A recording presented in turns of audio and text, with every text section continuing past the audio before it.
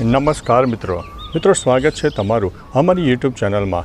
મિત્રો આજે તારીખ થઈ ગઈ છે 23 મે 2025। ત્યારે આજની વિડીયોમાં વાત કરીશું આજે તારીખ 23 મેથી લઈને 31 મે સુધી ગુજરાતમાં કેવું રહેશે હવામાન। અત્યારે જે વાવાઝોડું સક્રિય થયું છે કેટલા અંશે ગુજરાતને અસર કરશે અને કયા રાજ્યમાં તબાહી મચાવી શકે છે।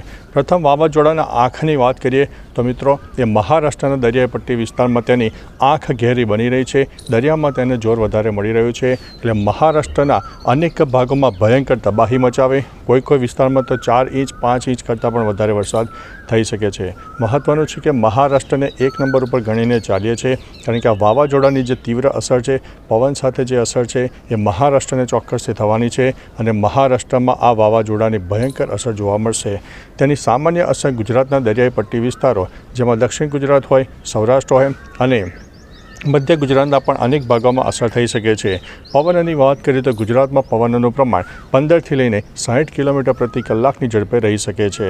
હવે મિત્રો તારીખ પ્રમાણે વાત કરીએ તો આ વાવાઝોડું અત્યારે ગુજરાતમાં લેન્ડ થયું નથી અને આવનારા દિવસોમાં લેન્ડ થશે કે નહીં એ તમને ચોક્કસથી માહિતી આપી દઈશું, પરંતુ અમારા અંદાજ મુજબ આ વાવાઝોડું છે એ મહારાષ્ટ્રને સૌથી વધારે અસર કરશે અને ત્યારબાદ તે દરિયામાં સમાઈ જાય તેવી શક્યતા છે, પરંતુ તેની જે અસર છે 20થી 25% અસર છે ગુજરાતના દક્ષિણ ગુજરાત, સૌરાષ્ટ્ર અને મધ્ય ગુજરાતના કોઈ ભાગોને અસર કરે તેવી સંભાવના છે, જેના ભાગરૂપે થઈને તીવ્ર વરસાદ થાય, ભારે પવન થાય અને વીજળીના કડાકા ભડાકા સાથે થંડરસ્ટોર્મ એક્ટિવિટી પણ થઈ શકે છે।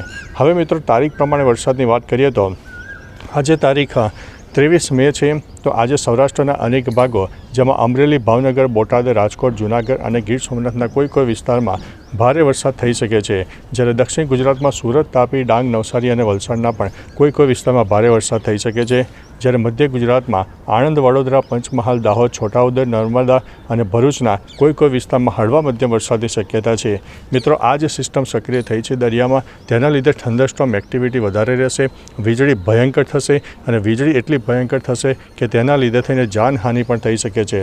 અને મિત્રો એક તરફ આ વરસાદની પણ આગાહી છે તો આવનારા દિવસોમાં જે ખેડૂત મિત્રો છે ખુલ્લામાં કોઈ ચીજ વસ્તુઓ પડી હોય તો તેને સત્વરે લઈ લેજો જેથી ભારે નુકસાની ન થાય, કારણ કે આગામી 31 મે સુધી ગુજરાત ઉપર આ જે મેઘ તાંડવ છે તેની અસર જોવા મળનારી છે। બાકી મિત્રો નવું કંઈક અપડેટ આવશે તો ચોક્કસથી માહિતી આપી દઈશું। 24 તારીખે અને 25 તારીખે પણ દક્ષિણ ગુજરાત, સૌરાષ્ટ્ર અને મધ્ય ગુજરાતના અનેક ભાગોમાં વરસાદની શક્યતા રહેલી છે। મિત્રો આ છે એ 3 દિવસનું અનુમાન છે। આવનારા દિવસોમાં કેટલી વરસાદની શક્યતા છે, વાવાઝોડું ક્યાં સંપૂર્ણ લેન્ડ થઈ જશે, તમામ પ્રકારની માહિતી આપણી વિડીયોમાં તમને આપતા રહીશું। તો ચાલો મિત્રો ફરીથી હવામાનની લેટેસ્ટ માહિતી લઈને મળતા રહીશું, ત્યાં સુધી અમને રજા આપશો। નમસ્તે।